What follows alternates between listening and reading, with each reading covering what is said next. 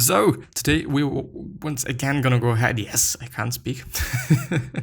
Own your day or own that day and own your life or their life. I don't actually know how exactly the book is called, but it is just in the title of the video and or the podcast anyway, and also in the descriptions everywhere. And today we're actually gonna talk about dinner, eating dinner, and I think there's gonna be a lot of pretty interesting things there.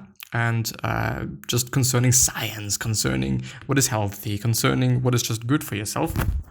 And yeah, I'm pretty happy to go through that, and I'm gonna see. We're gonna see, actually, more or less. But yeah, anyway. And with that being said, by the way, hello, welcome back to the next episode of the Self-Development with Tactics podcast. It is already there, and I enjoy that. So he says, eat dinner like a king in the 12th chapter. Yeah. Normally we are always saying like, in the morning you should eat like a king, and in the evening you should eat like a dog or some shit. But apparently no. And we will see why it is the case.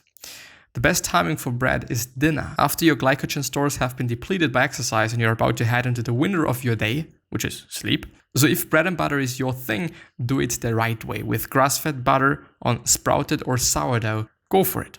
It's actually really good. And, I would also say like a little bit of pepper, not salt, just because of the sodium, and you don't need that much sodium, but pepper is fine. And just any other spice, I guess. Maybe even ginger or cinnamon, or, well, maybe not cinnamon, but there's a lot of different spices that you could be using there, which I think, I'm not sure. There's probably also some benefits to that. Maybe some onion as well. Who knows?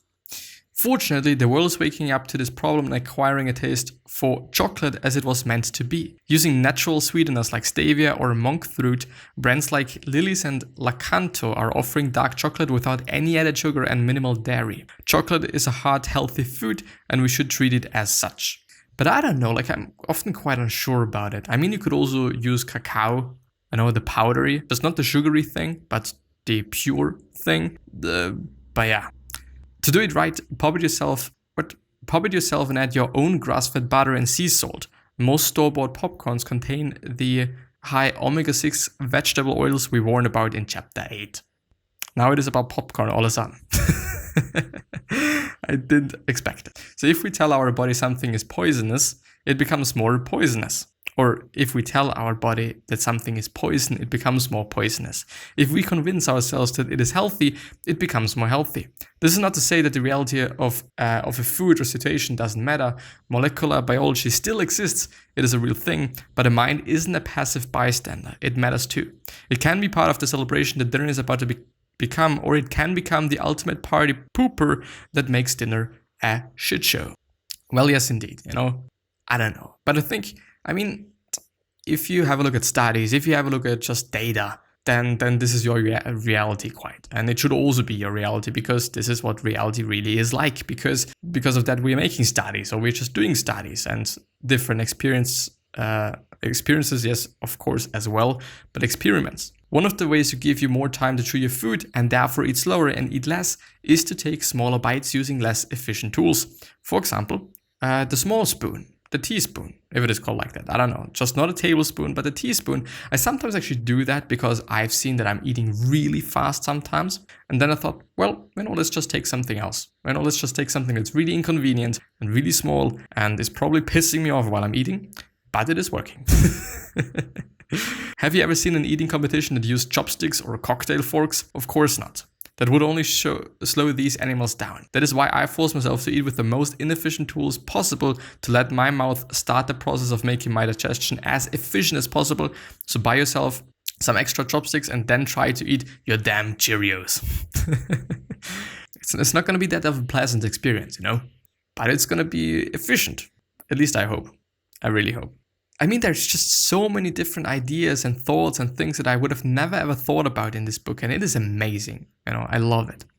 One of the most common digestive mistakes people make is consuming cold beverage while they eat. And I think it is something, especially in the summer days, that we all are doing. Any beverage dilutes the HLC, or in German we're calling it Salzsäure as far as I remember. So salt, acid, quite, if I'm just translating that one by one, in your stomach, making the overall acid concentration acting on your food weaker, while the cold slows down your digestion like a snake in a snowstorm. Leave the cold drinks for well before and well after your meals. The best way to ensure good digestive enzyme activity is by adding digestive enzyme or adding foods that contain natural enzymes like papaya or pineapple. The more we know. The only problem with pineapple is that it is having a really high GI index of, I think, 90 or some shit, which is really fucking high. So, because of that, not that good. But because of that, pretty good, I guess. Ginger has the ability to speed up the time it takes your stomach to pass food to your digestive tract by up to 50%. Add ginger to your meal and you can say so long to that full feeling in your gut and hello to the full feeling in your pants sooner. Ginger tea works. Pickled ginger is great, or just a half thumb of peeled ginger boiled into a tea or even raw will do the trick. The key to eliminating this kind of gas is simple. Limit fermentable fibers like those found in legumes, Brussels sprouts and asparagus. Focus on insoluble fiber instead, the kind found in salads and grains like popcorn. I see. So if you're gassy, which is by the way something that I really have to deal with, most often I think because of oats that they really make me gassy, but I'm actually not quite sure. For overall health and optimal mood and physical performance, you need to pair any sugar you consume with something that slows its absorption into the body, and the two things that do that are fat and fiber. That is why having sugar after a high-fat, high-fiber meal is great. High-fat, high-fiber. Maybe this is also why I'm often craving for like just some fruit or something else after I've eaten like, I don't know, oats, which are, pretty high in fiber as far as I know. Also relatively high in fat, actually, If you've followed the nutritional guidelines thus far and kept sugar and carbs to a minimum, then crushed a good workout, your liver likely has dipped into its glycogen reserve to keep you fueled, just as mine did after my ride down to the pier, and you're free to eat sugar and carbs pretty much of any type. Well, I'm not quite sure, but I like that, by the way. I really like that because I don't really believe in cutting out just everything. Everything, like just every single piece of carb or sugar. I don't believe in that. But I think it is just a really good idea that you're just doing it in the quote-unquote optimal way. At least as if we consider this to be the optimal way, because I don't know. I clearly don't. So the thing is, eating nothing of carbs in the morning and for dinner just eating whatever the fuck you want, quite as I'm just seeing it right now. Of course, just don't overdo it. Like you're gonna see things, you're gonna see the results of your eating habits, I think, relatively quickly. So yeah. But the good news is that there are natural alternatives that not only taste better, but have virtually no negative impact on the body. Stevia and monk fruit are foremost among them. I always wondered, by the way, I always wondered whether this is actually the case, whether it is just not really a fucked up shit. But I mean, I don't know. It's just a taste, isn't it? It's just a taste. Sugar is just a taste. It makes things, taste sweet. So what if I just take something else?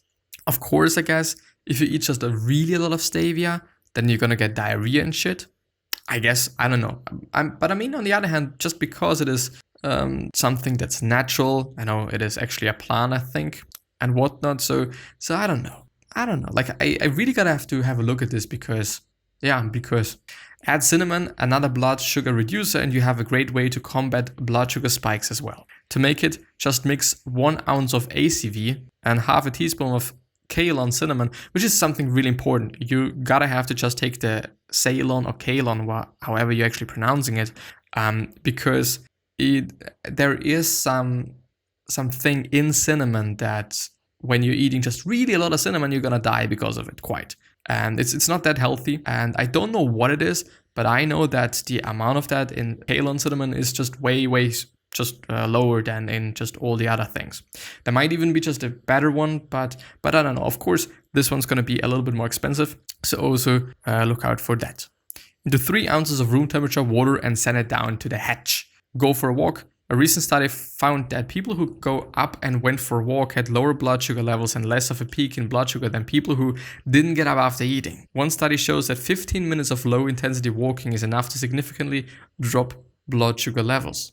After eating, I assume, which can definitely be the case. Like, I don't know, I kind of believe in it. The ultimate hangover cure. Step 1, rehydrate. Drink a liter of natural spring water with the addition of a total of 5 grams of Himalayan salt within the first 2 hours of waking up. I don't know, like 5 grams are really a lot Keep drinking water heavily until you pee at least twice. What I think about that is that if you drink a lot, then you're also peeing out a lot of the minerals. So maybe this is a trick. Maybe you can consume such a lot of salt because you're gonna piss out most of it anyway. But you're gonna your body keeps the stuff that it needs. Maybe this is what's going on. I don't know. Step 2, reduce the toxic burden of acetaldehyd. Aldehyde, whatever. If we have been drinking, we are likely depleting our stores of molybdenum rapidly, increasing our blah blah blah sensitivity. It is one of the reasons we feel hungover in the morning and why our bodies then begin to crave molybdenum-rich foods like legumes. I see. But rather than gorge or nachos, the best idea would be to supplement with some molybdenum 300 micro mcg. What is mcg? Microcentigram something prior to bed and again in the morning. Studies have shown it to reduce regular aches and pains with which if nothing else will make tomorrow's walk of shame a little easier to endure. Step 3, balance your neurotransmitters. Balance out the glutamate, L-theanine, which occurs naturally in green tea, is great at mimicking the effects of GABA. Matcha, as we described in chapter 6, is the best source. Glutathione is not only the preferred defense against acetaldehyde, but as an added benefit will support the rest of your body in dealing with oxidative stress. The problem is that the stomach nurtures glutathione like a brothel keeper from antiquity. So the only way, I can't read, I'm so sorry. So the only way to get into your body effectively is to absorb a liposomal form through the tissue or inject it into the veins. The latter is undoubtedly the most effective. But I don't suggest that.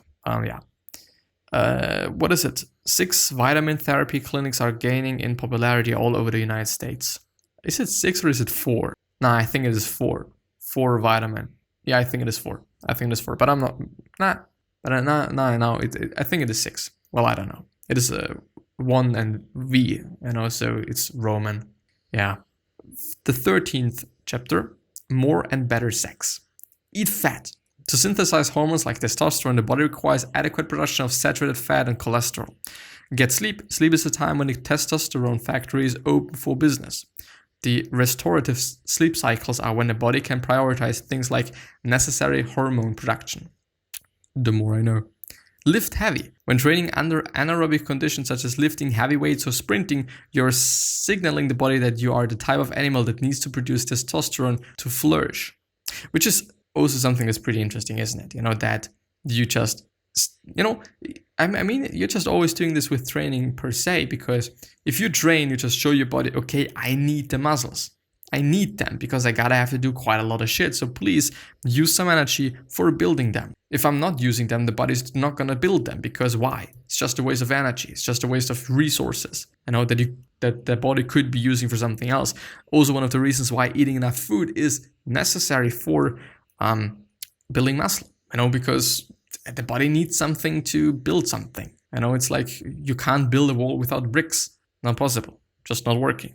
So pretty interesting, but in terms of testosterone, I didn't know, but I like sprinting. So I maybe gotta have to just do a little bit more sprinting, even though I just try to lift heavy as well, in terms of my own body weight in heavy ways. Let's put it like this.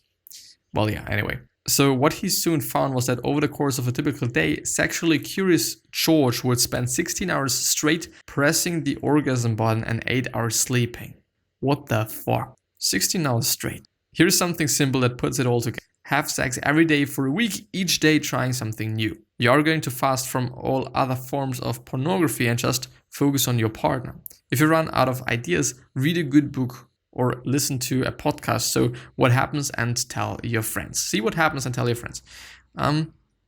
Yeah, interesting. Could work, probably. Turn off and tune in. Yes, we can go through that. Stress is definitely an issue. It's that I can only ever do three things well at a time. This fundamentally violates one of my core principles, do it well or not at all. I started the practice of limiting myself to listing 3 objectives for the following day, laid out right below my mission at the top of the journal page. The bottom line is this: if you wouldn't eat it, you shouldn't put it on or in your body. You gotta check out and turn off your phone and email so you can check in with yourself and the ones you love. You gotta open your journal and get your mind off the hamster wheel that creates the mental static and anxiety that prevents so many from us from owning our days. You gotta enjoy the cuddle huddle, playing, watching, reading. You gotta brush your damn teeth and soak your damn bones. What is soaking your bones? Not sure. I'll brew up a tea, which is a Ron Tea Garden Longevity Tea, Tulsi Sweet Rose Tea, or Republic of Tea Milk Thistle. One of the most effective ways to deal with stress is to pick up a pen and open a Google Doc and start journaling. First, you want to make sure you just set your mission objective for the following day. Then you want to purge anything you no longer want to carry and Either I'm just dumb shit or this is written really incorrectly. Memorialize those things you don't want to forget, but also don't want to burden your psyche with. Which, by the way, is always a good idea. Like, I don't know. Fuck, man. Or did I do that? No, I did it. I think I've did it. The thing is, sometimes when I'm sleeping, I just really get some crazy shit ideas. Or it's just, I just think about some things and I then think, I hope that I'm not gonna forget it till tomorrow. Most often I do. So one of the things that I'm doing is doing it right now, or writing it down. Just writing it on a piece of paper and just laying it down somewhere where I'm for 100% or to 100% gonna see it, no matter fucking what. A good idea. It helped me really a lot to just deal with that. I don't know. Sleep. And we're also going to go through sleep, and there's a lot of good shit today. It's amazing. Yeah. Sleep. After REM, it is common to wake up, though you may not remember it before you enter your next cycle. The key is, if you do wake up, not to stress. Instead, take a page from the books of other cultures, both historically and currently, who have no problem sleeping multiple times a day. Something called polyphasic sleep. In other tribal communities, our ancestors would sleep after dusk for 3 hours, wake for a few hours, perhaps smoke some tobacco or drink some tea, maybe have sex, and sleep again for a few hours before dawn. You shouldn't, for example, count how many hours of sleep you get in a night, but rather how many 90-minute sleep cycles you get in a week. 35 cycles should be your target. I see. In Little Hale's model, sleep is even more fluid. A 30-minute nap like the one we talked about in chapter 9, which is only 1/3 of a full cycle, still counts as 1 point toward your sleep cycle goals. It's not extra or a bonus, it is a part of your sleep regimen. So if you sleep 6 hours at night, you get 4 points. If you take a 30-minute power nap that day, you get an additional point, bringing you to 5. Do that every day of the week and you have met your 35-point goal.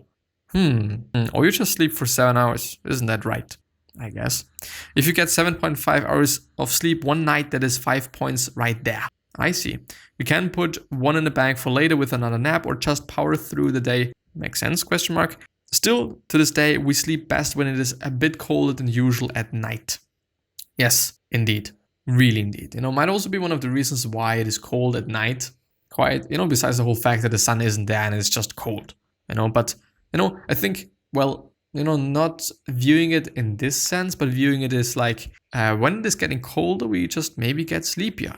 And I mean, when it is colder and darker, then maybe we get sleepier. Maybe this is also why we are just more sleepy in the winter. Could be the case. I don't know. There gotta be somebody that just, I do actually not want to say it, but we've already finished it. So I'm actually gonna finish it. Bring it home. Instead of taxing your willpower, you're leaning on a simple massage or message that reminds you, this is just what I'm going to do. Visualizing is a prime example of that intentional placebo at work. One we have already seen in this book with those study participants who visualize themselves lifting heavy weights and getting stronger as a result. The same principle applies with owning the day.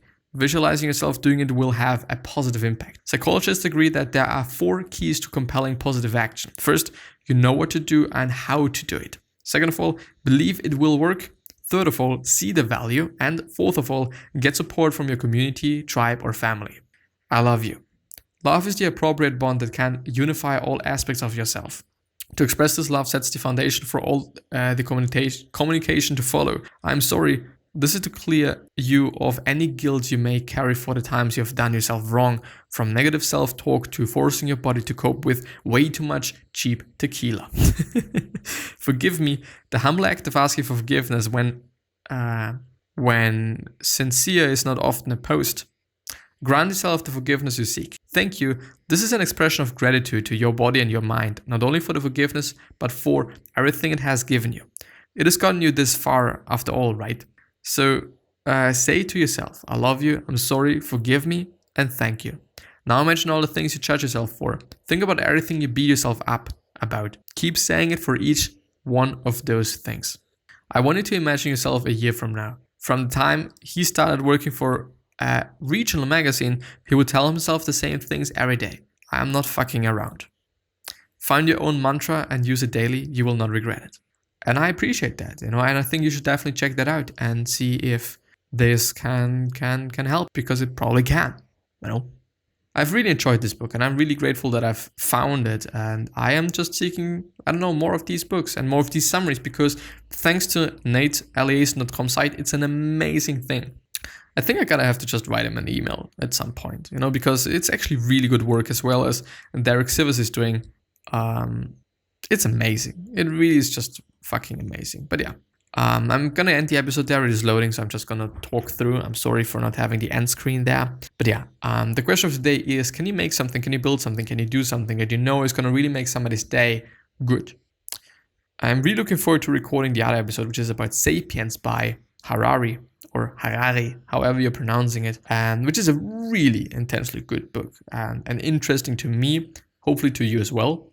But yeah, I'm hopefully going to see you the next time. So I wish you the best health, of happiness, and also success, and also hope that you're going to remind yourself and you're going to be remembered, which basically means your legacy, and basically means just being a nice person and then being remembered as a nice person, which is always a good idea and always a good thing, Well. 3 other questions that I have for you are, why are you here? What are you trying to change? And what is bothering you the most? These 3 questions are hopefully going to show you your purpose and maybe even a business idea, which is a really good thing.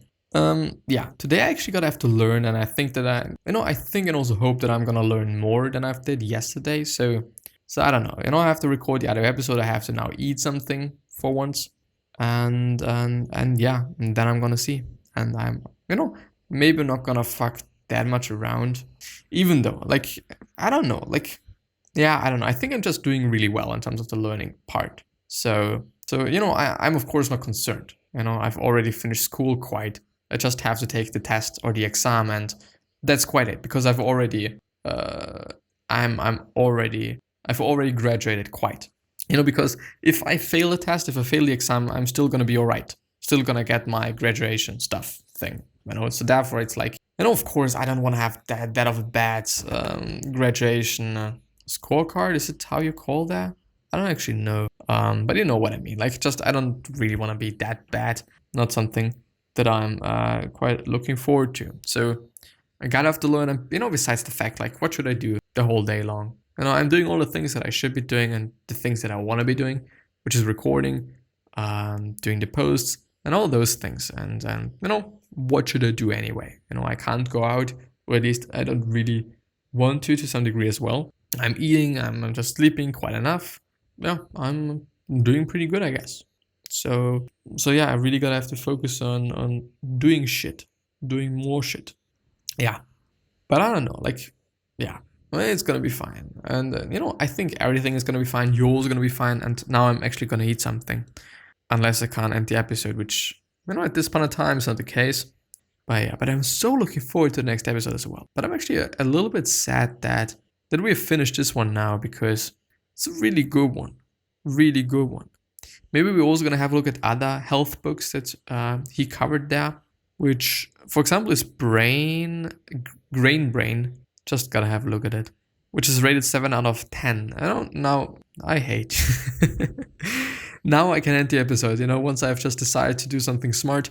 Well, yeah, anyway, gonna see you the next time. I at least hope. I wish you the best. Please stay cool and healthy, and I'm gonna see you.